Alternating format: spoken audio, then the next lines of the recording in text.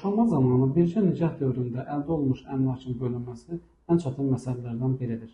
Boşanma prosesi özlüyündə onsuz da ağır prosesdir. Bu mərhələdə tərəflər ən çox məhkəməyə üst tutur. Amma gəlin düşünək, məhkəmə yolu ən düzgün seçimdir. Məhkəmə prosesi aylarla, bəzən illərlə davam edir. Üstəlik məhkəmədə qərarı tərəflər deyil, hakim verir. Və elə hallar olur ki, qəbul edilmiş qərarlar və nəticə tərəfləri qane etməyə bilir.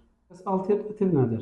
Əlbəttə ki, alternativ yol mediasiyadır. Mediasiyada qərarları hakim deyil, tərəflərin özləri verir. Burada məqsəd məğlub və ya qalib tərəfləri müəyyən etmək deyilsə, hər iki tərəfin razılaşdığı ədalətli həll yolunu tapmaqdır. Mediasiyada tərəflər mediatorun iştirakı ilə müzakirələr aparır, ortaq məxrəcə gəlir, hər iki tərəfi qane edən mediasiya sazişi imzalanır. Bu isə daha az vaxt, daha az xərc, daha az stres və ən əsası isə qarşılıqlı razılaşma deməkdir. Unutmayın, əmlak bölgüsündə ən düzgün qərar tərəflərin özlərinin verdiyi qərardır. Əgər birgə nikah dövründə əldə olunmuş əmlakın bölünməsi ilə bağlı suallarınız varsa, siz də müraciət edə bilərsiniz.